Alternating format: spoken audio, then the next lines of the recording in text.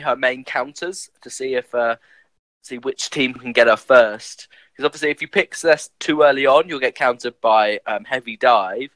But if you know what the enemy team comp is going to be, say they picked up their jungler and it's not Taka, and maybe they've picked a Glaive who's quite good in Celeste but isn't that good, and you feel comfortable that you're not going to get countered, I've got a feeling there'll be quite a lot of emphasis on Celeste. Yep, definitely. So Celeste will be one of the priority picks at this point in time, with both teams really want to get their hands on the Celeste. But of course, not forgetting the side of Elite 8. They have this thing for Baptiste as well. I mean, you know, in a previous game, we've been talking about how Baptiste will be priority pick for the side of Elite 8. But then even in one of the draft things, when Baptiste was a more suitable pick, for the side of Elite 8, it never quite came out.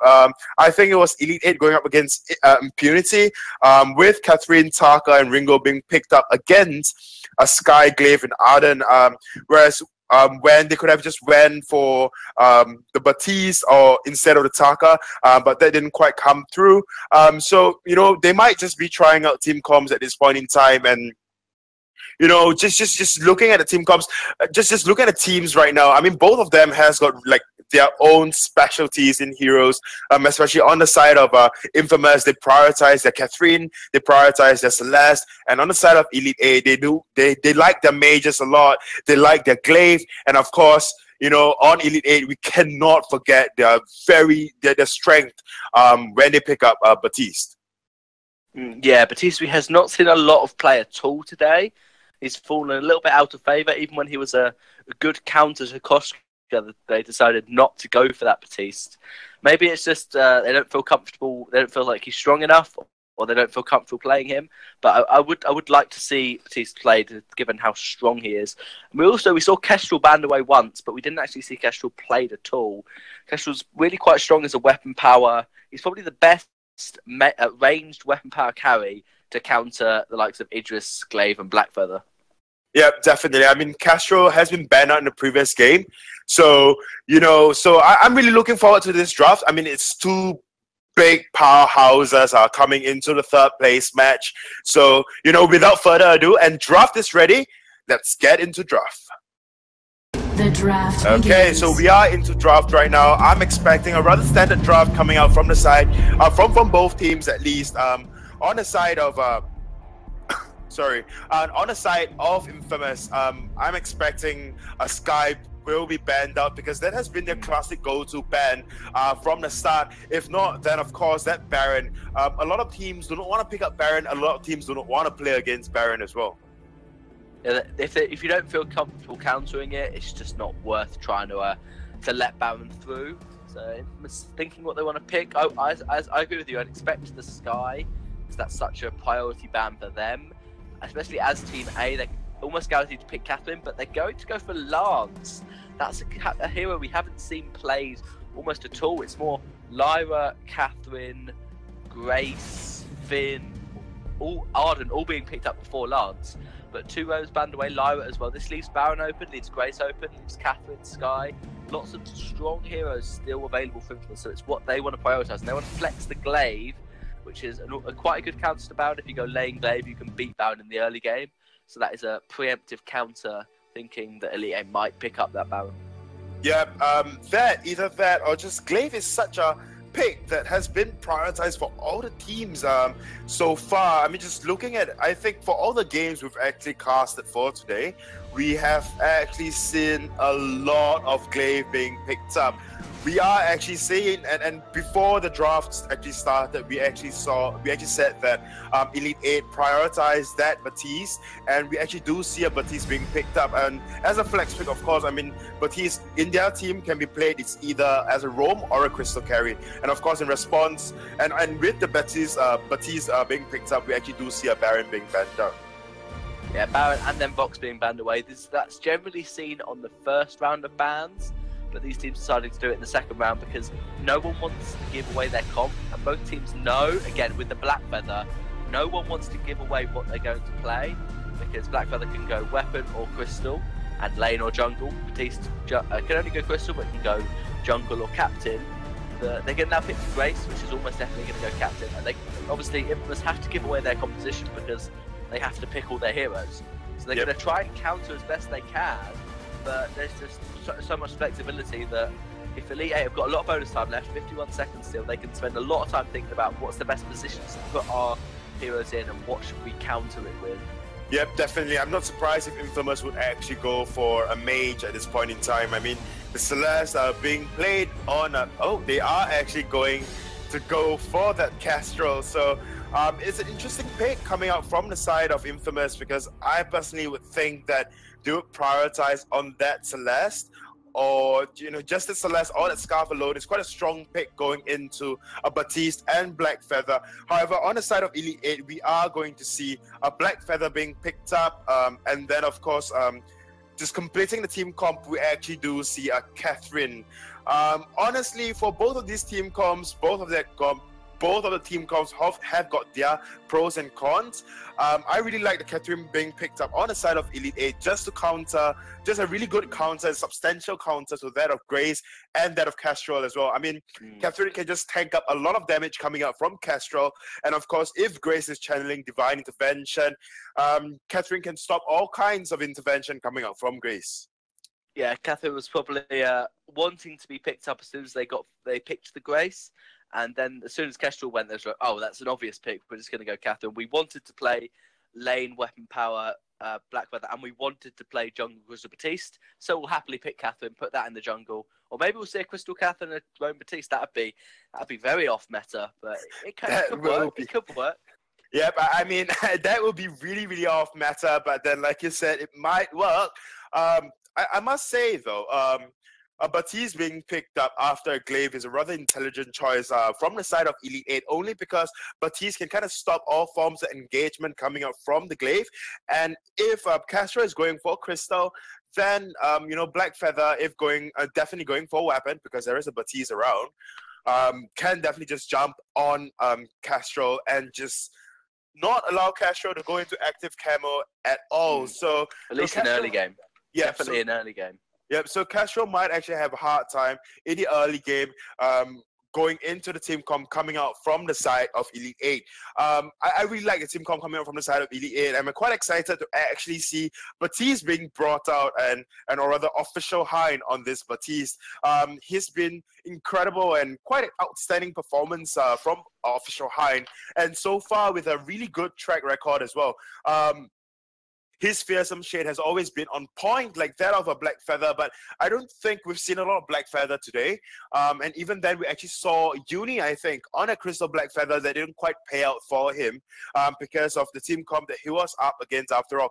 I'm glad to see a weapon Black Feather in the early game, and of course, paired with the Baptiste, I think that the team comp coming out from Elite 8 is just so very strong. Yeah, I do agree. I think Elite 8 have drafted very well here, but we know that weapon power Kestrel has so much damage that if Spaghetti on this Kestrel can get the damage onto the right heroes, get it onto Baptiste, get it onto Black Feather, and ignore the Catherine, then Kestrel can just burst down anybody. So it's going to be all about execution.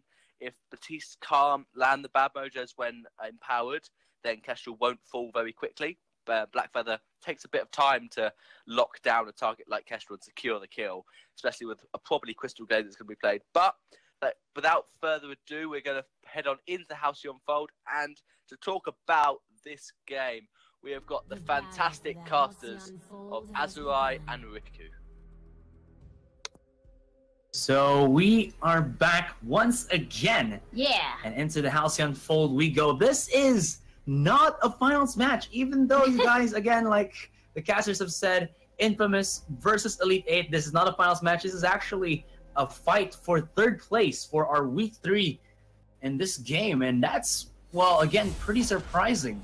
Yes, indeed, as today is the day of upsets. It's pretty interesting to see Elite 8 and Infamous right back at it again against each other, coming from the championships finals from our first on Saturday. Actually, that was yesterday, but meanwhile, they're just landing or exchanging a bit of hits here and there. Anyway, I would like to bring up how interesting the draft is from Infamous is that they really like the the Catherine and Batiste combo with their ults being combined together, and then hold that thought. SNK wants to dip a little bit into the fight. Hun Jaegers as well as Anime Save Me will do a little bit of damage. So this is their welcoming party there to their upsetted air quotes opponents. And there's gonna be the catch off. Although looking here, it's gonna be official Hein almost getting taken away, but oh my goodness, SNK dips back a little bit too close to the sun, and Blackfeather might be able to capitalize. Spaghetti with the glimmer shots connecting, and oh my goodness, this could be a second kill, but it's gonna be official Hein to survive with a sliver of HP, but Hun Jaegers capitalizing, going for the punish, and wants to go in. Look at that dip. The on point really was spot on. Wow, well said, Asarai. It's a 2-for-1 in favor of Elite 8 there. Thank you very much for that. Again, I would like to reiterate what I was saying, how Infamous really likes this Batiste-Catherine combo. They played the Batiste-Catherine combo when they went against Impunity at our day one first match. It was just amazing. They paired that with Vox, but you know, Vox is not there. It's gonna be the Black Feather. So the dynamics of the team composition is very different in comparison to a Vox, to a range carry there. So it's a Black Feather going to be in Kestrel's face, going to be that annoying Black Feather whenever flanker. Yep. Yeah. Diver. Or Diver, as Kestrel will not be able. Okay, hold that thought. It should be. Okay. I'm not gonna hold that thought too long. Yeah, as Catherine's a bit more tanky. Oh, but now I'm gonna hold that thought, as it looks like Anime Save Me is on the verge of destruction. Although here comes Elite 8 once more. Bad mojo comes out from official Hein just for the welcoming party here of damage output. Good connection onto the, I believe that was the Ordain, and SNK. There's no long range snipe to get that finalizing shot onto SNK, and he is a lucky girl. Not in terms of his relations, but in terms of how he was able to, or how she was able to get back, or to get out of that fight.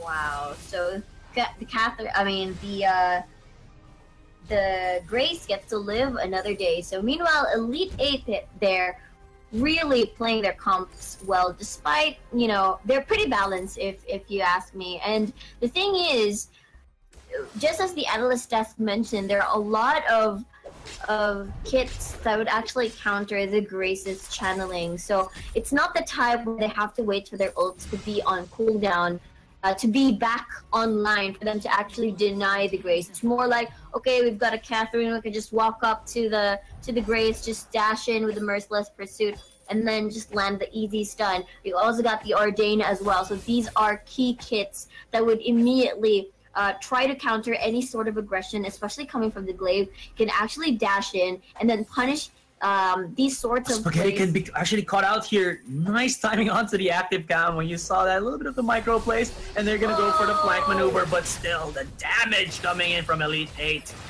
And it actually just makes it easy, because even though Infamous really wants to go for, let's say, that cheeky play, you know, Spaghetti gonna micro onto the brush, it's still Elite 8 going in for like this 3-4-1 type of focus, and their damage is just enough. My goodness, official Hein has been playing on the brink of destruction. The scout trap finding its mark.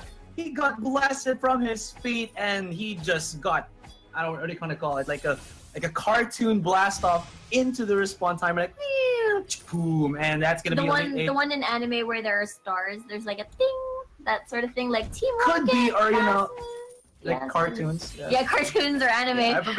Yeah, so something similar to that. My goodness, Scout Trap though. He was like, well, that was a pretty good play, and then nope. Yep. So they couldn't actually escape their aggression. So Batiste had to suffer from that, making it a 2-3 right now on the kill scoreboard. So again, they can immediately, from what I see, is that instead of like CCs where they can easily punish the Elite, Infamous's aggression, it's more like, okay, we're gonna, because Elite 8 has a lot of shields, has a lot of heals as well. And even though Elite 8 have a lot of shields, have a lot of heals, it's still Infamous looking for fights, and they get one finally. It's Spaghetti from the back line, does have the Kestrel, so he is going to be in a comfortable spot to just take out or put out those glimmer shots. And while blind, slowly but surely, Elite 8, the dive and retribution comes in from SNK, but he got to be a little bit careful there as the turret, as he does get stunned under the turret. There is a nice connection with that Merciless Pursuit coming in from Anime Saves Me. Yeah. And, well, again, we were talking about how this was supposed to be a championship fight. And even though this is a fight for third place, it still looks to be a good matchup between Elite 8 and Infamous. Definitely, as the championship match happened yesterday, so I'm pretty sure, okay, SNK just enters the fight. SNK with the two-man Holy Nova here. Comes from the sideline, gonna be Spaghetti once again looking for that flank maneuver, or those flank shots, and he will at least stave off Elite 8's pressure. And Elite 8 gonna go for some recall, buy back some items, as well as regenerate their HP. Yeah, exactly as I mentioned earlier, how, you know, Elite 8 lost to Infamous yesterday, and I'm pretty sure this is just the revenge match that they have been waiting for. And we'll see how Elite 8 has adjusted to Infamous, especially both of them came from 2 losing matches against their respective brackets. So, you know, there's a little bit of most likely salt in there, but then again, it's both a revenge match, and this is going to be for themselves as they have lost their previous matchup. So again, Infamous with their punishing Kestrel, whenever if, you know, Elite 8 doesn't manage to dive into the back line, it's just Spaghetti landing all those glimmer shots, landing all those skill shots perfectly, and just chipping them down. Elite 8 will just be forced to back away and respect that. So it really depends on whoever initiates first this time around, as there are 2 frontliners for the side of Infamous. Meanwhile, for Elite 8, it goes the same way. So it is pretty balanced, but the CCs are heavy in Elite 8's side. Bad Mojo connecting! What was that? I think it was another connection from official line. It's going to be the dive in. Fearsome Shade to come out from this Batiste. And Elite 8 are on for the rampage. This is just the Glaive looking for an opening, but he can't find it just yet. There's going to be another scout trap, but Deja Vu not going to happen for, well, for Infamous. That one shot, one kill will actually connect onto Anime Save Me, but won't get the finalizing blow.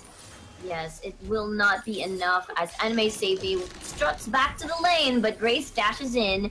Anime Save Me will just seek refuge under the turret as the rest of the members rotate into the lane. We'll see if they're going to be starting something, as the on point from Jaegers has been used just to scare Infamous away, the Glaive away. Poking holes all day long, you know? It's like when you prepare a chicken, you actually have to poke holes on it before you cook it, because it makes it easier. Does that apply to all meat or not? Depends on the meat, but you know, Elite 8 are doing the same thing. They're preparing their dinner for now. They want their chicken dinner. Yeah. But Infamous, of course, they're not gonna be that easy. Still, you gotta give it though to Elite 8. They're pretty much like what you would call opportunists, because you said how, you know, it's just between any form of engage for both teams, and Elite 8 has been quite on point on that one. Merciless Pursuit into Ordain is such a good or an easy combo to follow through, and once that happens, you do have the Black Feather and the Batiste to just keep following up. There's also even the possibility of a Blast Tremor here from the Catherine just to set up, you know, a 3-man silence combo nation. But Elite 8 gotta be careful though. Although that was a bait 48, just Blast Tremor does connect. You can see Batiste from the backline once again, and Elite 8 are in for the chase. Anime Saves Me does go for the insta heals, and they are tanking all the turrets all day long. Whoa. And there's gonna be the Black Feather from the backline, and that's gonna be an ace for Elite 8. They do pay the price with the life of their Black Feather, but still, that's gonna be an ace for the turret, so it's well taken here by Elite 8. Hashtag worth it. That's what they said. Even though Black Feather fell from battle there, Jaegers, it's a worth it sacrifice. Meanwhile, you saw the hesitation from Quisi, the Glaive player on the side, brushes at the top side. He absolutely just wanted to enter the fight, dash in, go for the afterburn, probably push someone towards the turret, but it did not happen at all, as Elite 8 was just really quick on their toes. They definitely knew, they definitely are the type that does not need the Black Feather to actually dive in and compromise his own position. They've got the bad mojos in, they've already had the Batiste for that, and Kestrel is just forced to just reposition herself as the damage is just too much. Again, the blast tremors, the shade, the fearsome shade. Okay, and here, once again, a fight breaks out there, chipping it down, and look at this positioning coming in from Hun Jaegers, and he really is just hunting them down, pun intended, 2-0 in the blink of an eye, and Elite 8 are slowly but surely, escaping the clutches of, I would say, this fair matchup or this even out matchup. They are just becoming slowly, getting that advantage against Infamous. Definitely, as we see 4-9 on the kill scoreboard and a 3K gold lead as well on their side. So well played. Again, we've mentioned how the team composition of Infamous, they really like the Catherine Batiste combo, especially when they combine it with the fearsome shade and the blast tremor. Everything just follows through, and they don't need the Black Feather to dive in too much to compromise his own position to actually eliminate the Kestrel. What the Black Feather can do is just finish off targets, finish off low health targets, and that's the time he can actually dive in and be aggressive. So nice timing there on the stealth. But V1, I mean, you still gotta give respect to Infamous, even though Elite 8 are on the upper hand here. There's still a point in time wherein the Glaive, as well as, the Kestrel, with their itemization, will be able to fight anyone that they want in a good positioning, but you gotta respect once more, or more so, Hun Jaegers here, who has the execute damage. He has also the shields connecting, and he is just chipping them down, breaking hearts left and right. And well, this Black Feather, I mean, he's a real Casanova. Ooh, from downtown, connects to the Glimmer Shot. And well, that's one lady you're not going to be breaking hearts on. Exactly. Well played there by Elite 8. 2 for 2. Actually, I thought that was about to be a 2-for-1 exchange in favor of Elite 8, but looks like they've got another kill because of the precise and accurate shots coming from the side of Spaghetti. So meanwhile, they managed to catch the Catherine, I believe, or the Black Feather off guard earlier. But, it's going to be A-OK, 6-11 still on the kill scoreboard. I've already mentioned how it's very combo reliant, especially if you don't want to risk yourself diving in too deep from the side of Elite 8. Meanwhile, for the side of for Infamous, it's more of them, it's more of them just making sure that the Kestrel can be safe from the clutches of Elite 8 whenever they try to make these aggressive plays. So for Elite 8, they really are at the advantage at this point, but things are slowly turning into, you can see that Infamous is just playing their drafts right now.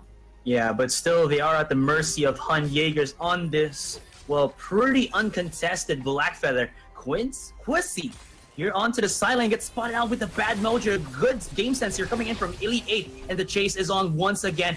Black Feather goes in aggressive. SNK is very low on HP, but they gotta back away for the meantime because that turret is still giving some good support here for Elite 8. And Hun Jaeger is gonna be looking to get some HP back with this threat and dip back into the fight. He's looking for an opening. And while that is happening, SNK is very low on HP. He gets spotted out with the flare, and Spaghetti is right here. I mean, Spaghetti is a god with the positioning on a Celeste as well as this Kestrel.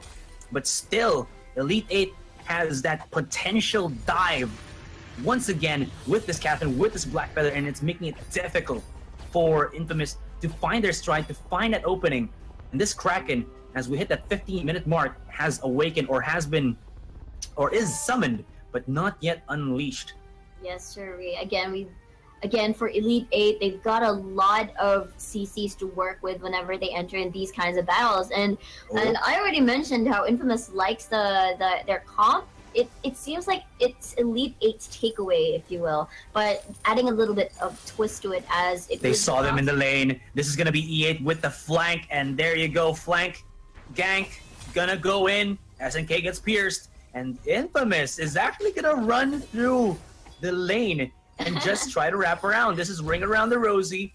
Try to catch me. Marco, Polo, Official Hind spots it out with the Scout Trap, and E8. They're trying to actually stop Infamous for going back to their base, and this is not good in terms of that is actually the Kestrel blown up. Blast Tremor just for good measure, and they even spot themselves out the Grace. He uses the the intervention, but still it will not be enough. That's a good amount of heal, but I mean, heal can be outdated or outmaneuvered by immense amount of damage, and that is what E8 has right now. Yeah, that was very unfortunate for the Kestrel to be at the back line. I mean, they just wanted to retreat, just as you said, and they Elite 8, being quick on their toes, just circulated, just rotated around the map. Meanwhile, QC... You have no right to be here, QC. He's trying to be aggressive. He's gonna look for that. Oh, look at the steal! The steal with the one-shot, one-kill. That's gonna be the fearsome shade.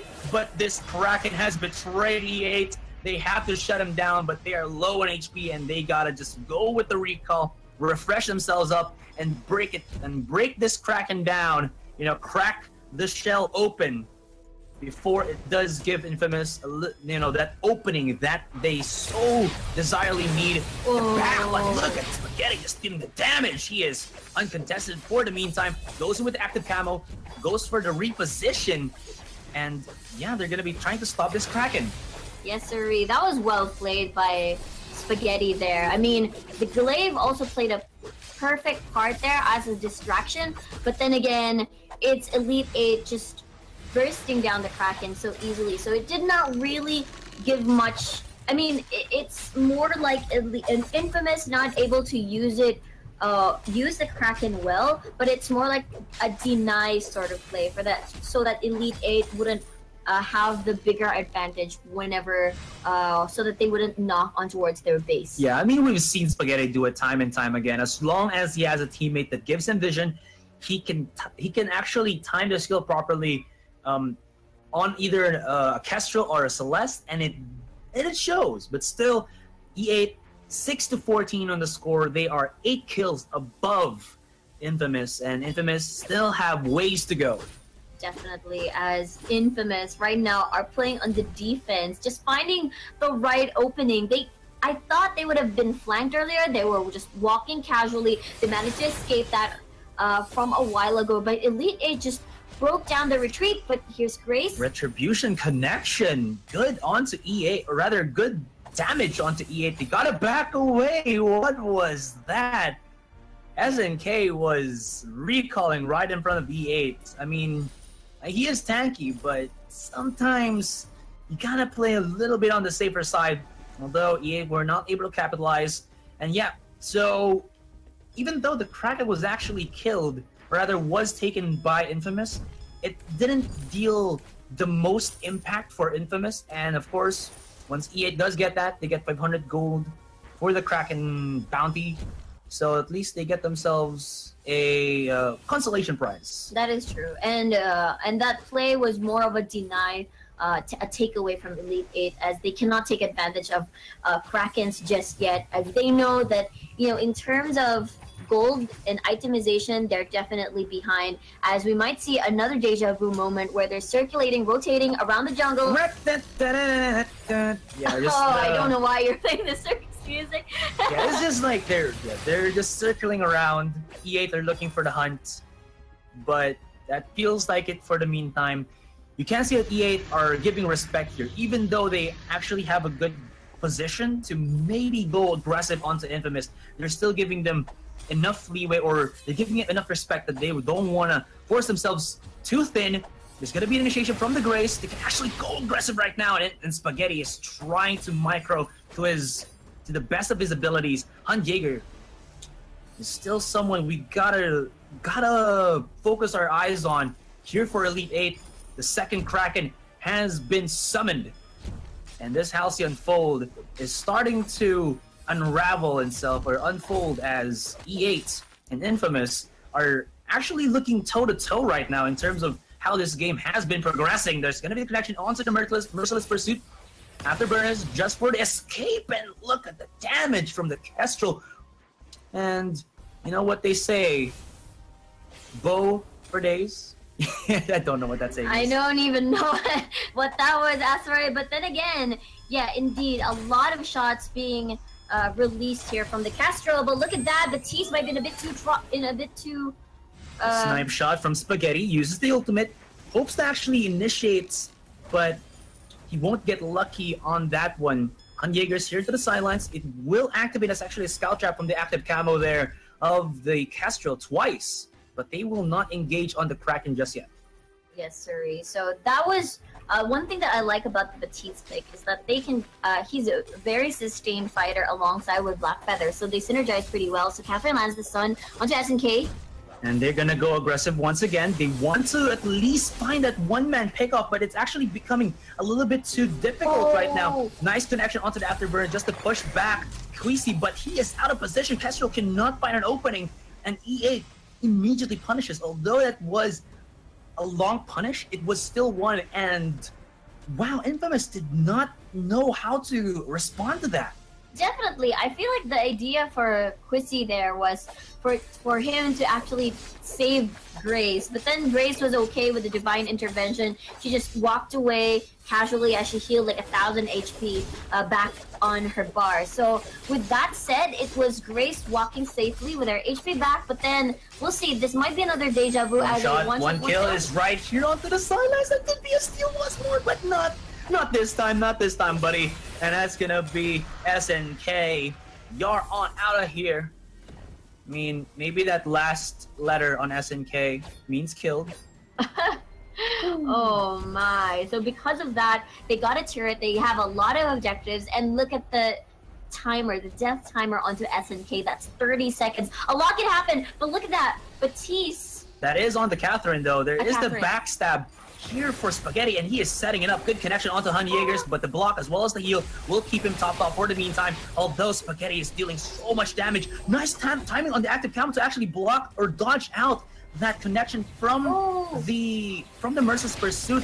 Blast Tremor to be unleashed by the Catherine, and the chase is on. Can he actually connect the second Blast Tremor?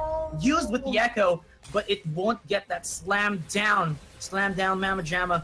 But still, this Kraken has gotten its worth, cracked open the base of Infamous, and whoa, that cheeky play from Infamous actually get them a 1-up, but still, you gotta beat down on the Kraken. Man, you can tell that Catherine, Anime Save Me, just really wanted to finish the kill on Spaghetti. You can tell how bloodthirsty he was there at that point with the Blast Tremors, missing twice, but it's okay. I mean, the range was pretty short for the Catherine to actually land those. So again, it is still Infamous, Elite 8 rather, that is on top of this competition for our game 1 of our 3rd place match, as Official Hind has a lot of painful bad mojos already. So with that said, Elite 8, or rather Infamous, should really be careful of their positioning. It's just that whenever they try to become aggressive, whenever they try to engage with the Glaive or the Grace, they always get easily punished and are not able to finish off the targets, as the Kestrel has to reposition as well. So whenever the Kestrel has already found the best position, a lot of the frontliners are low or are already gone, but looks like they want to initiate a fight as SNK just dashes in, probably finding the correct timing or correct opponent. They have to be careful, because I've seen Official Hind just, put down a sick Fearsome Shade, and in that tight spot, it might not be quality fight or quality team fight for Infamous to actually pick on. And E8 knows this, and they will actually just play a little bit safe for the meantime.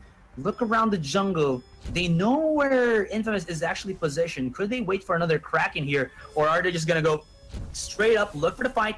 That could be the case. Enemy Save Me to have actually used a Merciless Pursuit. So when he connects that ace skill of his, they might just, push in for the fight, and there we go.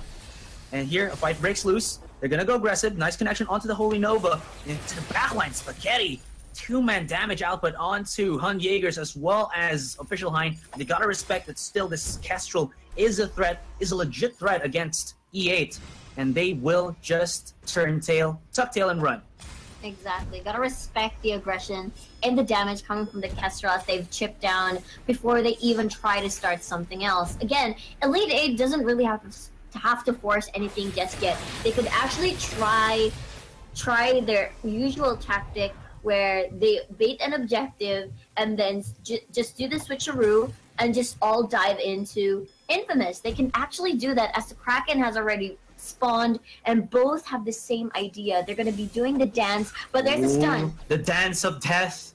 TOD. They go in aggressive, pushes back SNK, and Kestrel once more onto the backline. But this is bad positioning. If he gets spotted out, he might get taken out in the blink of an eye. This active camo is giving so much worth, so much, I guess, space or safety here for Spaghetti. He's gonna go for the recall, maybe to buy an item.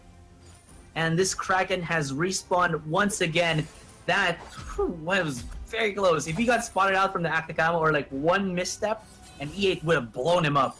Exactly, as it gave a lot of information as well where Elite 8 was retreating off to. So because of that, they decide to not pursue the fight anymore and just back away and respect that. Buy some more items so that they're prepared for the next fight just in case something happens. So Anime Save Me, Hun Jaegers, they're leading the front line as Official Hein just patiently waiting at the back line. So as you he got blown up! What was that connection from Infamous? And they take out Official Hein straight up from the get-go. And Hun Jaegers says no. My goodness, they are setting it up perfectly. He got blown up right there. Fish and I didn't even have the time to set a counteractive of fearsome shade, and with that in mind, Infamous will be able to get this Kraken. This is going willy-nilly, left and right. And, well, Anime Save Me. That will not be enough. Although you can see Hun Jaegers going to go for the dip, and no, the on point will not be on point. Yes, after I. Actually, that was a very good sneaky stun coming from the side of Kestrel with the active camo. It landed pretty well. I think 2 targets were stunned over there, and then they immediately just followed through with all the damage that they could. It was the perfect opportunity as everybody was just congested into that single area. So all the skills coming from the glaive actually hit. It's so easy. Plus the impale as well from SNK. So they took advantage of that, and the knock up rather of SNK of Grace rather, and E8 will now go play on the defensive side as they wait for Anime Save Me to respawn with 1 second in, and he's alive, but they will lose a turret plus a Kraken and less control. Or rather, E8 really needs to find a way to, well, basically find this Kestrel. It has been such a good setup for Infamous, and they have used it thrice already in a team fight, and it has proven quite the effective strategy here, the stratagem. And Anime Save Me. He's a pretty damn tanky Catherine, but against, well, a glaive. The nuke. You can just hear it coming down. Boom! Damage! Just from this Kestrel, obliterating Hun Jaegers, and then it's gonna be the Black Feather. I mean, Official Hein does have good damage, or does have some damage, but it's not gonna be enough. He's trying to put away his opponents with just a back mojo. He will at least make them a little bit wary, but still, it is not enough. The safety from this, well, Grace is just too good, and, well, only 1 turret left. Can they actually defend their keep, or will it be Infamous to take game 1? We're already on the 30-minute mark, and this is just pushing into a crazy, crazy game. Catherine blows him up, and they are gonna go for a chase down. Well, you look at that, as Official Hein just wants to defend the base with 2 members down, Omega, 1 for each, as the Black Feather, Hun Jaegers. It's the same strategy from the Kestrel. Again, that was really well played there from Infamous, taking advantage of the active camo and landing the stun. Spaghetti just playing this really well. Elite 8 just really need to think on their positioning now, as Kestrel can just strike at any point in time whenever they try to make these dances at the lane, where they try to find these windows or openings where they can just immediately dive on to either the glaive or the kestrel. But then again, it is not entirely on their control anymore, as Infamous has found their tempo, especially with their initiates starting with the kestrel just sneaking up behind them. The thing is, right now, there's only a set amount of scout traps here, so if E8 are gonna be putting that down on the lane, they have to play around the lane and not go for the jungle anymore. Kraken has actually been unleashed, and it's gonna be, well, pushing, I believe, yeah, for Infamous. So E8, they gotta answer at least this Kraken for the meantime, or will they go for the push? It seems like they're gonna bypass the Kraken. Is that? I don't think that's a correct decision because there's only one turret remaining. Yeah, this is so pressuring from Elite 8. What kind of decision making they're gonna do? Hun Jaegers. Yeah, he was caught out. He's not gonna be able to survive that one. He tries to slip away from the clutches of death, but, well, he's gonna get chased for days. Afterburner will roast him alive. And this Kraken is going to be dealt with by Anime Save Me and Official Hein. I don't think that's enough damage, though. Look at how slowly they're breaking this Kraken. Oh my goodness. Man, they gotta burst this fast, as 3 members are still alive on the side of Infamous. Look at that. They are trying their best to defend their base. Huge damage. Rather, Blaster was actually blocked out, I believe, by the Crucible. And no, I don't think Official Hein will be able to save this one. And ladies and gentlemen, after a long, drawn-out fight, we thought it was going to be E8.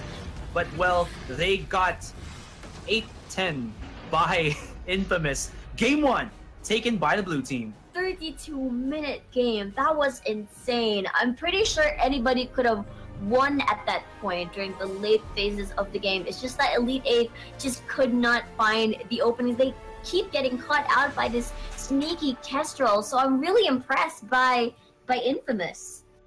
Yeah, so we're just going to pass it on to our analysts. Guys, what happened on that game? So Luxuria and Minimizer, take it away. Thank you for that. What a game. What a long game of Infamous. They really they played to their win conditions so well. Kestrel, like, you know where you expect Kestrel to be, and she was just never there. I think Anime Save Me on Catherine bought a contraption a bit too late. He bought Fountain, Aftershock, Echo, and War Treads before picking up a contraption. Most captains pick contraptions second against Kestrel, CP Kestrel, and sometimes even first on someone like Catherine. And I don't think Scout Traps are a good idea. You should have gone for flares. What you need to do against CP Kestrel is if you throw 2 flares out, for example, when they had just killed the Kraken, you know Kestrel's waiting to kill you. You know she's not going to back off because you CP Kestrel. So you throw 2 flares out, make them overlap so that you know where Kestrel isn't or where she is. And if you find her, you War Treads in, get the Ordained, and you can kill her. But they didn't do that. Anime Save Me was trying to didn't flare out when they needed to, and Kestrel could just sneak around the outside. Yeah, definitely. For that game, all E8 had to do, and their win conditions honestly has already been set up for them. But you know what they're lacking, like you said, it's really just down to the lack of flares. I mean, strategic visions for that matter. I mean, they've got really good vision control in that of lane, but then a lot of fights have been happening in their base. And in fact, not even in lane itself, but in jungle, because a lot of fights in the late game happened around that of Kraken as well. So honestly, Anime Save Me on this Catherine should have just ignored, you know, just using scout traps in general and just bought a ton of flare. Because I mean, the side of SNK, just looking at what SNK has, and that is actually just flares. So whenever you set a scout trap down, you put a scout trap down, what happens is that SNK would just use a flare to reveal, and a flare is 25 gold, scout traps 50 gold. So, you know, they definitely has got, like, you know, the gold advantage for that matter, scout traps versus flares in the late game. So, you know, and that was what that Spaghetti just made full use of. It's a lack of strategic vision coming out from the side of Elite 8, or rather, especially on the side of Anime Save Me on this Catherine. And like you said, normally against a Castro, you go for that contraption in the early game, or rather not early game, but first or second item pickup instead of, say, you know, the final item pickup, or rather even after your aftershock. I mean, granted, Anime Save Me, or rather the side of Elite 8 has been owning in the early game, and that's because Castro hasn't revved up yet, as a Crystal Castro hasn't revved up yet. So, and that is a reason why Infamous actually managed to get the fight that, you know, in the later game, when the game pushed into the 20+ minutes, into the 30th minute, and that is just because it was down to the lack of vision, strategic vision. Yeah, it really was. It was because they could just flare, like, Catherine needed to just flare out Kestrel. You know Kestrel's going to be trying to kill you, so just flare her out. But anyway, I'm sure Elite 8 are going to be trying to think about their draft for this game. They had quite a good draft, but as you said, the vision just let them down. But without further ado, draft is ready, so we are going to go into the draft. We are Would you expect a Kestrel ban straight away, or do you think they're just going to play normally and just think vision would counter Crystal Castro? We don't have to ban it away. I personally do not think that the Crystal Castro was much of a threat. It was really just down to the lack of flares coming up from the side of Elite 8 that caused them that game. So I don't think the Castro will be the immediate ban like we see. We actually do see a Baron being banned out, because honestly, Baron is such a threat in a fold. If you cannot play Baron well, you do not want your opponent to pick up that Baron as well. Yeah, and we see the Baron Vox bans again, very standard. It's what we saw in the second round of bans actually between these two teams.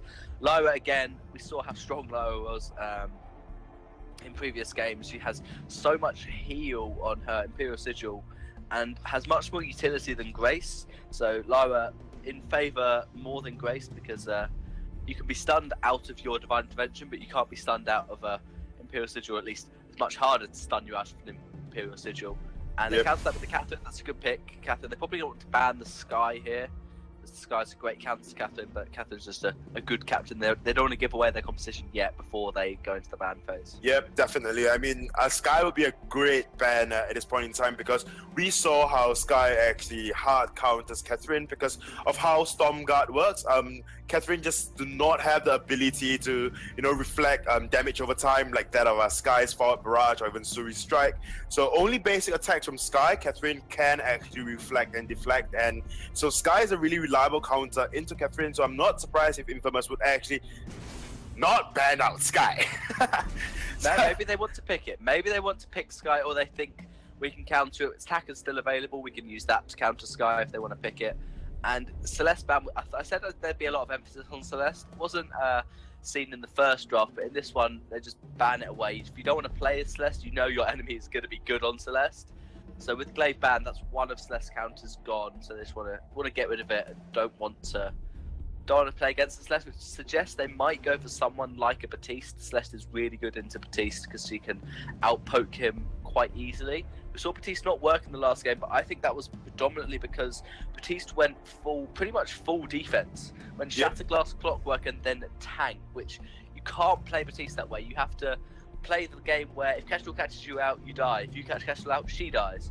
What happened was Kestrel catched out Batiste occasionally, and Batiste would die because it's Crystal Kestrel. You're going to fall quickly. But when Batiste caught Kestrel out, Batiste didn't get the kills because he only had Shatterglass, Clockwork.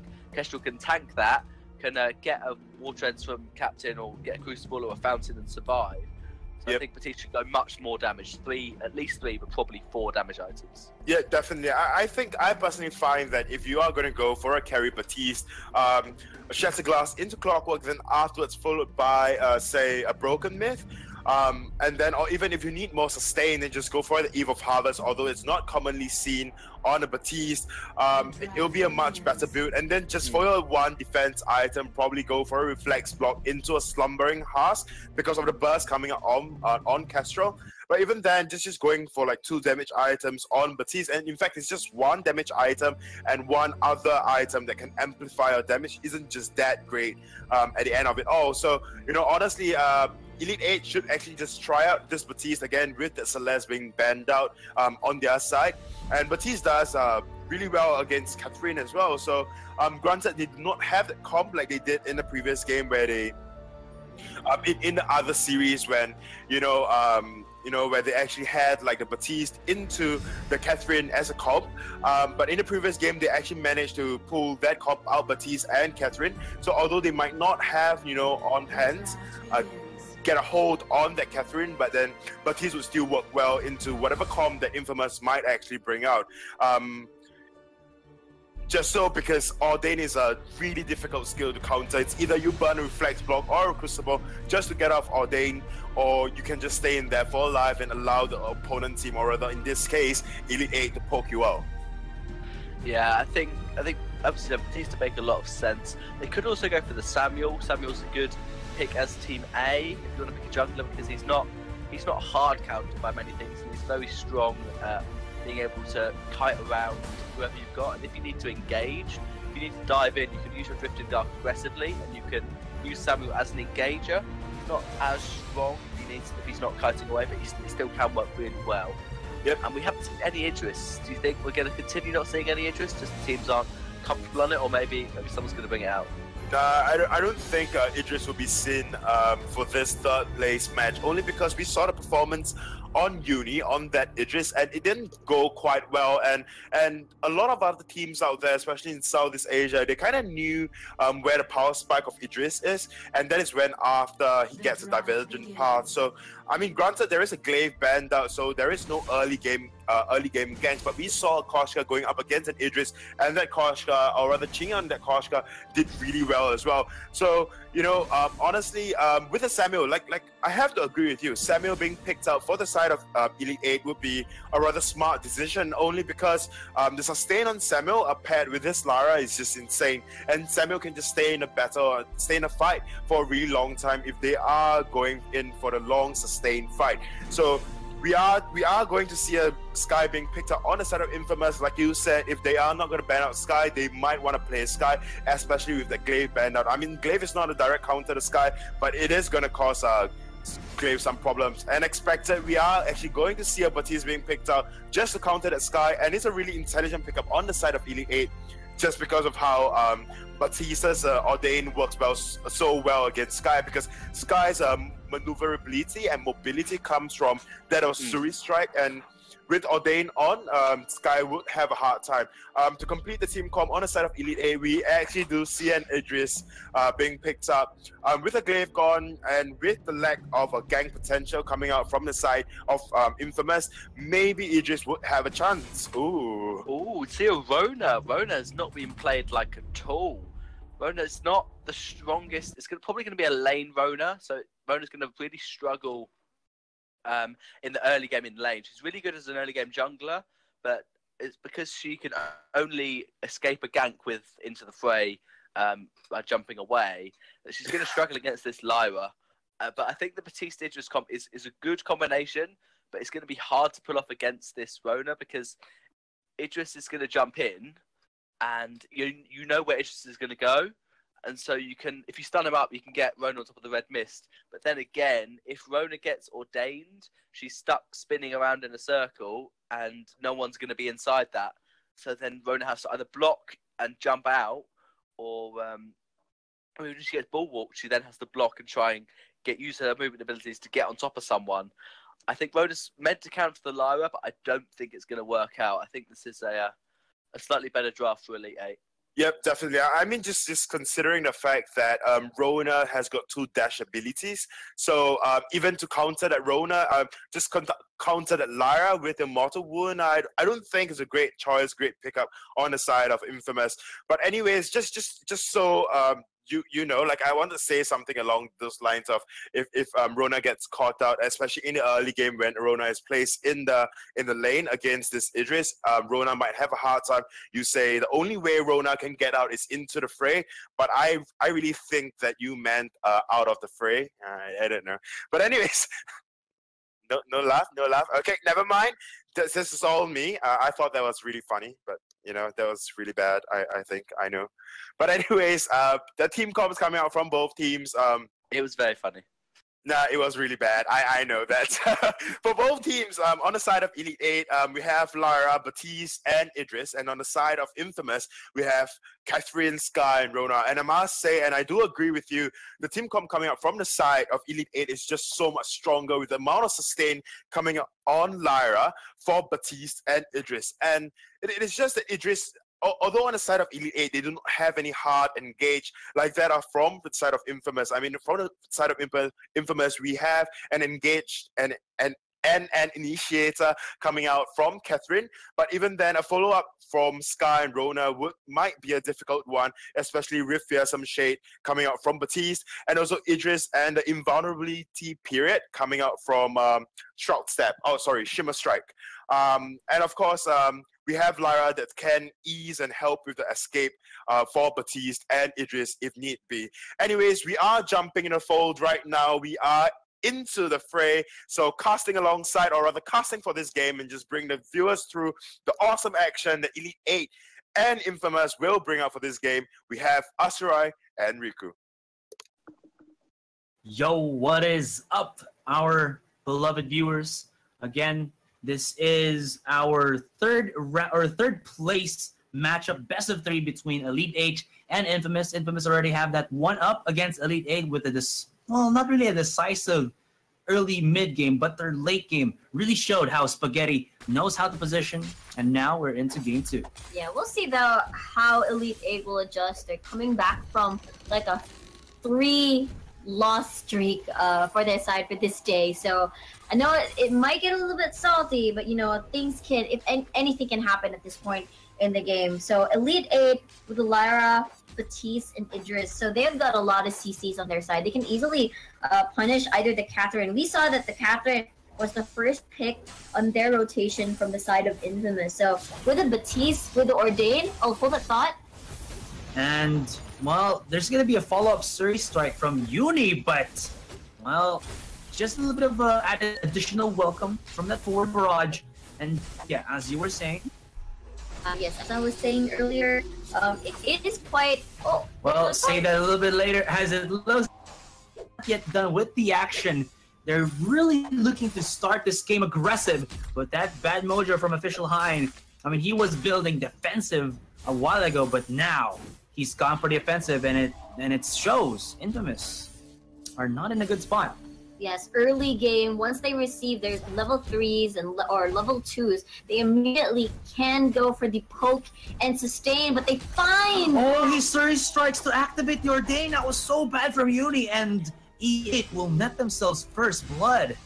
Wow, Elite 8 with the smart rotations, knowing the fact that they cannot get anything out of the lane, so they find and disrupt the jungling from the side of Uni in Infamous's jungle. So really well played. They get first blood and they will reap the rewards, and while as Elite 8 has had a good start for their momentum, as you know, they lost earlier. So meanwhile, here comes a stun. Bit more action happens again, but there's not enough damage to actually pierce through all of that HP that E8 does have. I mean, even though it's not a lot, still Infamous are lacking the burst potential to get that initial pickoff.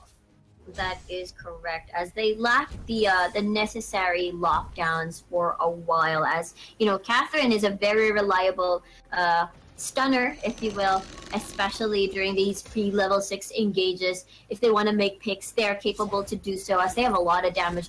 But Rona, you know, once she dashes in, it might place her in a bad spot, could easily get punished by a Baptiste there if he's around Official Hein on the Baptiste. But meanwhile, they're going to be just farming their lanes for a while as they find a pick.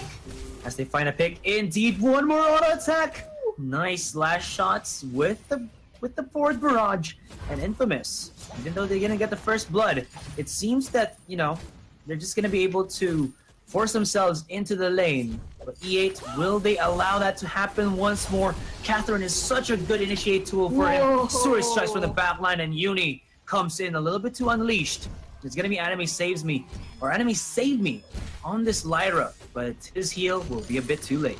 You know, that's the thing from Elite 8. I don't think their kit will be enough, especially pre-level 6, to to peel whenever Infamous just dives in, all in with their damage. That's a Rona, that's a Sky, that's a Catherine as well, able to absorb the damage coming from the side of Infamous. So they're playing this really well, just isolating one target, bursting them down, and then just takes it and leaves it and not looking for anything else. I mean, that's what their comp is all about for now, as they are still farming, they're still ramping up. Meanwhile, for the side of Elite 8, they still don't have their necessary kits to actually punish, especially for the Fearsome Shade as well in the Arcane Passage, if they want to escape the clutches of Infamous. When they go aggressive, they go dive in. So meanwhile, we've got SNK alone in lane. We'll see what's gonna happen.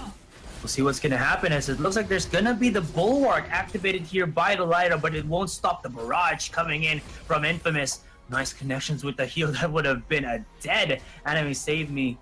But still, Infamous, you can see, like you said, all-in-one damage combination. It's going to be a 3-man Fearsome Shade from Official Hind, and the dash away from Spaghetti, almost getting him caught from that Ordain. And SNK will look for the body blocks to keep his teammate alive, and that's going to be the case. Another Bulwark from Anime Save Me. And will there be a follow-up from Infamous, as it looks like it's going to be a damage or 1v1 situation.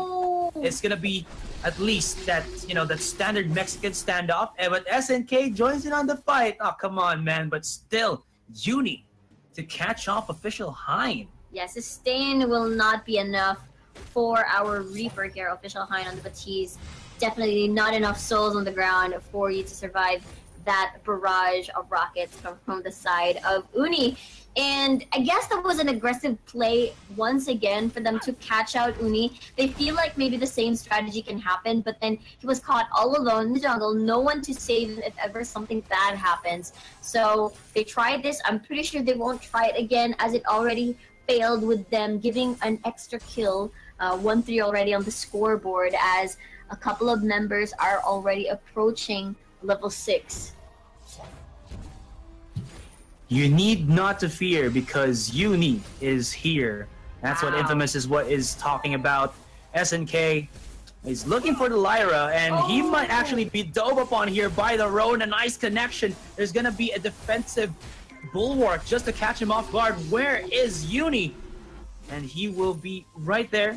Will he look for a Surge Strike just for the gap close? But he's just going to be content with putting out those forward barrages for the meantime. Oh, he checks the face checks the brush, and Official Hind might get caught out here. That from above just for that flanking maneuver. But another huge Fearsome Shade just to stop out Infamous's aggression. And they got to go for the exit out. Infamous, as in the great words again of Kobe Bryant, says Mamba out as well. Uni was caught off guard, but still Spaghetti wants to go in, activates the red mist. He goes a little bit too, for all of those 90s kids, the Beyblade. Spin to win, but the damage will not be enough. He's actually still looking for the fights here. This is such an aggressive Rona play coming in from Spaghetti, and it will provide some fruit. They will be able to get themselves another kill. And E8 did not know what was that. A little bit of confusion here from E8, as Infamous just chased them down by just walking right in front of them. And SNK looks in for that merciless pursuit, but it won't happen just now. Well, they really aren't stopping with the aggression, as Infamous definitely knows how to play around the cooldowns, knowing that there's no defensive spells, there's no Arcane Passage anymore, no Bulwark to save the Lyra, so that's definitely a sitting duck. Official Hind! He's sitting duck indeed, as Uni almost got caught out. There's gonna be a chakram from downtown to almost get him blasted apart, and he is trying to run away. He is just, I don't know, maybe his death wish before he dies is to be able to get the creeps as much as possible, and he is just doing, well, that. Although Spaghetti was caught off by, I believe, by Official Hind from, I don't know if that was off cam, but still E8 with 2 kills, and they capitalize. Yes, they capitalize indeed. It's not yet over, as SNK is looking for a target. Merciless Pursuit, there's the stun, but Tease will throw a mojo back in, and it's going to be A-okay as 3 members are colliding or combining here in the lane as they take down a turret, with the rest of the members of Infamous just reviving or respawning back to the fold. Man, you can really see if Infamous don't use that one in all in type of strat, it kind of blows up in their face immediately because there's so much dive and initiate. Yeah, there's so much dive and initiate. Plus, I feel like they had a pretty good idea on paper on how to just disrupt the retreat route of Elite 8 earlier when they were just trying to pick someone out under the turret. That was death from above. Probably too far off, but looks like we're going to see a fight. Fight indeed has bursted out. Blast Tremor from the Catherine just for that silence. But here is Official Hein. He does have the ultimate primed and ready. Connects the stun onto him. They're going to be diving a little bit there. Spaghetti wants to go, but not fully commit. There's a flanking death from above, and Uni has to back away as he is being bombarded from the backline by Hun Jaegers. I believe that was a Shimmer Strike connection. He will be able to step away from the fight, and look at this. They are playing a little bit, catch the pansy here with Infamous, and they drop down one after the other. SNK is the last man standing, but, well, he will stand no more. Ace for E8. Wow, well played by Elite 8, just tripping down them slowly, just repositioning when things get a little bit too sticky. And that is the sustained team fight Elite 8 can contribute whenever, Infamous just wants to start these fights, make a pick, and just burst someone down. They are not able to do so because there's the Lyra, there's the Baptiste, and Idris as well. So they are pretty consistent or sustained in terms of their team fight. They can last as long as they can if Infamous are not able to burst someone down right away. So with Anime Save Me here in lane, just providing the vision, providing the information where the rest of the members are, flares are being thrown here and there as they are going to prepare for their next move. Great pokes as well from the Bad Mojos. They lined up from their chakram as well from Han Jaegers, and as, like you said, the Bad Mojo. Infamous, they want to engage. You can see SNK is ready to just tap someone and stun them, but he is being very careful right now. Exactly, as there are a lot of skill sets that can punish these sort of, if ever, SNK just charges in with the Pursuit, and then there's going to be the Ordain, or if everybody just charges in, and the Fearsome Shade, but look at that. Oh my goodness, they will be able to punish this Lyra. Hold on that just yet. There will be the Arcane Passions into the heal from the Lyra, keeping him safe. 3-man Blast Tremor, but will it be capitalized upon here by Infamous? I guess the answer to that will be no, and E8 are down for the chase. They're looking to actually go in onto Uni as Hun Jaegers activates a Shimmer Strike, will not be able to get the shut. Actually, he does. I think that was a fadeaway chakram to actually shut down Uni, and only SNK will survive. And 9-4.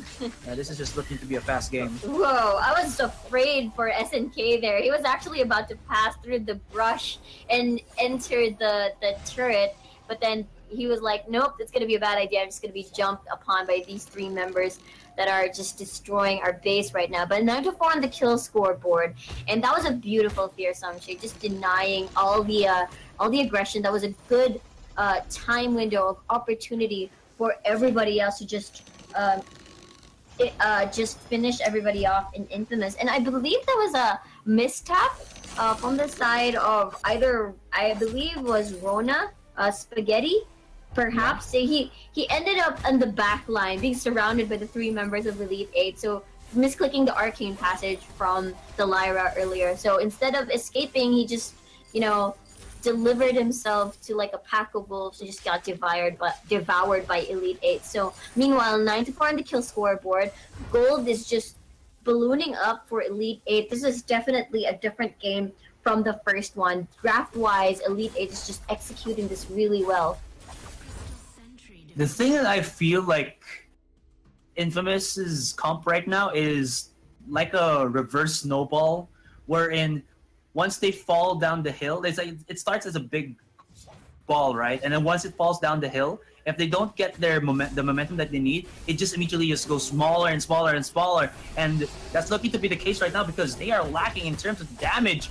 Although, Spin to Win gets pushed back by the Fearsome Shade, and the chase is once again activated here by E8. They're chasing it down for days, and it's going to be Uni to be bombarded, to be chased down, to be hunted by Hun Jaegers.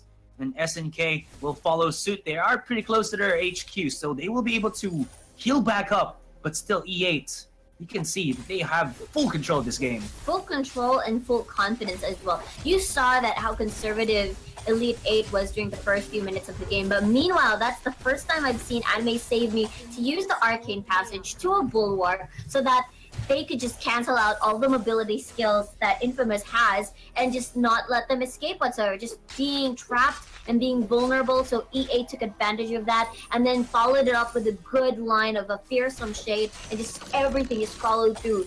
This is the game Elite 8 has been waiting for. Gold lead is just theirs.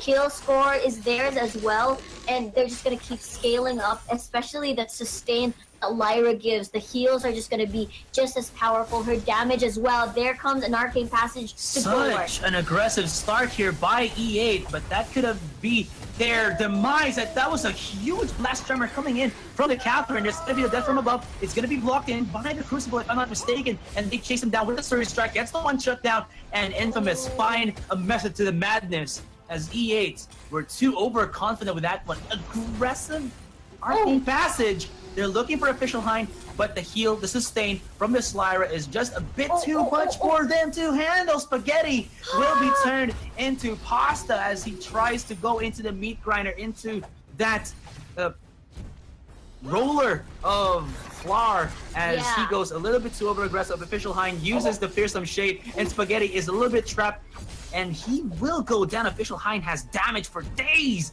chasing down with the bad mojo, and SNK will be able to, well, save with his life, but still Spaghetti, he did not have any means or any right to be there, as well as SNK, and they get punished. They got punished indeed. Okay, first of all, MVP Jaegers for body blocking the barrage coming from the side of Sky. You saw how Official High was just one auto attack or one barrage, a couple of shots till he died, but then they survived because of Idris's heroic deed for body blocking. And second, Official High took a risk there, knowing the fact that, you know, Spaghetti could have survived or not, but because of his death, he managed to, you know, get some heals back on his HP bar and just continue on and just probably scare the rest of the members of Infamous. And because of that, it was somewhat of a prolonged fight, maybe perhaps a 2-2 exchange, but the turret definitely, Infamous got the better end of the deal since, you know, they got a turret out of that. But that's just because they're quite behind in the game, especially in terms of gold. So this is something that they need so that they can get back into the game slowly but surely. But flares here and there, no sneaky plays whatsoever for Elite 8. But we'll see what they're going to do during the next few minutes of the game. Well, SNK, if you actually look at his name, he kind of read it as sneaky, so he knows what's up, and he'll be able to spot out any type of sneakia plays here coming out from E8. Although I think he's gonna be the pivot point for Infamous. He has the Echo, and a double usage on that Blast Tremor will be very crucial here right now for Infamous as they try to get back into the fight. There's gonna be the death from above activated here by Uni, but he will be dodged, or rather engaged upon by E8. The damage from Jaegers is just a bit too much. They gotta back away. Huge fearsome shade once again from Official High, and he has just been on point, dropping down the ultis left and right. And SNK will not be able to survive in the E8 with this Lyra able to stand on top of that team fight hill, and INF, or rather Infamous, have got to go back to their base and heal up. I really smell a game number 3 here, as Elite 8 is super confident in their plays, especially the Kraken has already spawned to the fold with Spaghetti. Will you be a hero once again? Make that steal, but dodge! To get the Kraken, and he does with the help from Uni. They're going to be going aggressive. There's going to be the red mist for the spin to win. Gets the one shot now, and the chase is once on again. Forward barrage here from Uni. He wants to go for the damage, and Anime Saving will not have enough regen to be able to get away from that one. Official Hind is being chased here by Uni. He wants blood. Can he go for the Surge Strike under tower? He wants it. He is hungry for it. 5 seconds for that fearsome shade, but the Kraken is here, knocking onto the doorstep of E8, and oh my goodness, the steal from Infamous. This is why they're called Infamous, because their fame is just in it to win it. Uni, one more auto attack, Surge Strike, the shields coming in from Official Hind, but here comes Spaghetti. Mom Spaghetti and he will be able to get it. Still survives. And what was that? In the blink of an eye, the tables have turned. The coin has flipped onto the other side, and Infamous are in for the push. Wow, that started. Okay, well, Astra, I don't think it's over just yet. And still, they go on the bombardment into the Vayne. They are non-stop right now. There is 18 seconds onto the respawn timer. Can Jaegers actually deal the damage? He's going in aggressive. He wants to do it. Set from above once again from Uni. And he has just broken the turrets. That's going to be the Vayne exposed. Here is official Hein, but enemy statement is down. There's no more heals right now, but Uni's the only one standing. And he will get taken down. The Kraken should follow suit. But look at how small that HP bar is. For the Vayne, they can actually just charge in, and that might be game.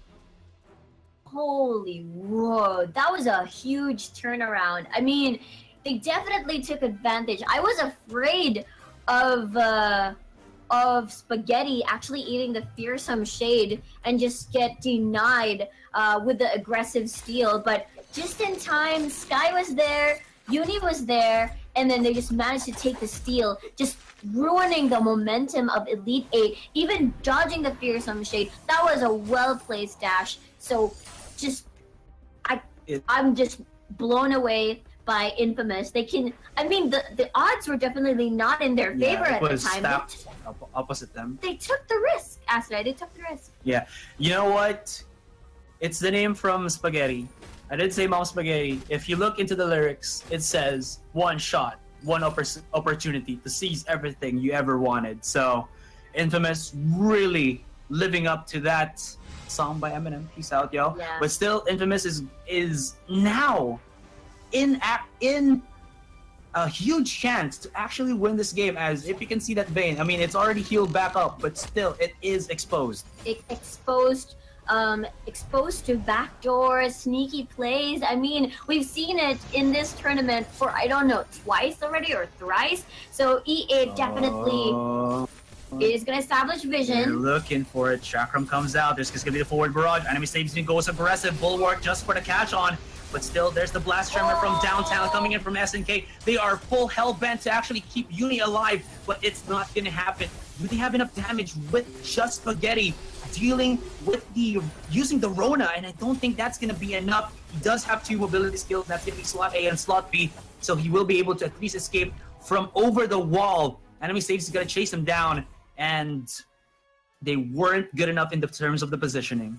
Definitely, they were caught off guard by the arcane passage plus bulwark, just everybody on top of them with not being able to use their maneuvering skills, their mobility skills to escape or become or get the counterattack on towards Elite 8. So they definitely caught them off guard, and then the death timers are pretty long, so that means Elite 8 has the opportunity to push through the base of Infamous. I'm pretty sure we're going to see a game number 3, but you know what, it's still not over. The previous game had like 32 minutes in. It was just amazing to look at. We thought that Elite 8 had the upper hand, and then suddenly Infamous just turned things around. So we don't know what's going to happen. Anything can happen at this point. I mean, we thought that Infamous and Elite 8 were about to meet each other again at the finals, but looks like it's not the case. So yeah, anything can happen at this point. That is definitely true. You can't spell out Infamous just yet, but Uni takes in a bad mojo and has to back away. There's going to be the flare to spot him out from recalling, so he has to walk with his teammate, but he's being left out right now. SNK has to go and body block unless E8 might be feeling a little bit overconfident and dive in. They have the damage, they have the momentum still in their hands, even though Infamous has broken their base. Exactly. So there could be the case of backdooring. That is true. So if they linger too much in the jungle, someone just has to distract Elite 8, stopping the port, stopping their route of retreat. They're slowly just finding each other here at the jungle side. 3 members. I thought they were just using themselves as distraction for the side of Infamous. Their base is still intact. They still got a lot of turrets left. But one thing I noticed that if they don't finish the target as fast as they can, Lyra is just going to heal everything up. Take note that Baptiste has also his own skill set of sustain. And that's going to be problematic if they don't finish or burst down a target in time, or if they chase or commit too much towards a single target and take too long to finish that one. So let's see. Kraken can be used as bait. Aggressive arcane passage through the Kraken hole, and they're gonna go in aggressive once again onto Uni. Can he survive? We will not be able to. Jaegers is just hot on his heels, and he will be obliterated. Look at the damage again once coming in from E8. Still, look at this spin to win. The red mist is doing it for Spaghetti. He dives in away from Jaegers, and that might have been it. He will be found out by the scout traps. There's a Official Line. Movement speed boost. Nice sidestep onto the bad mojo, but that will not be enough.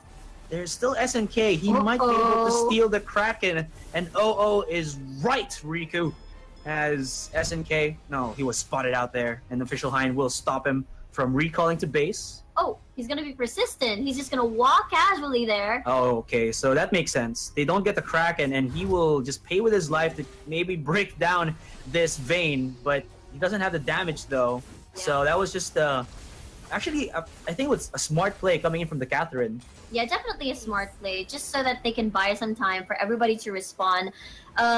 It's 18 seconds, and Sky Uni already has respawned, so she has a better chance of stealing the Kraken, since she has the bursty damage in comparison to a Catherine just trying to steal if ever Elite 8 tried to pursue this. So we'll see now, 2 seconds on the clock. Rona on Spaghetti is going to be alive, so this is a smart play. We'll see if the burst will happen, if steal will happen. We'll see. Aserai, he has it. He's looking for the forward barrage, but I don't think he's going to be lucky this time around. Spaghetti was just shy of a second too late from joining his comrade to maybe get that steal, and this Kraken will be pushing.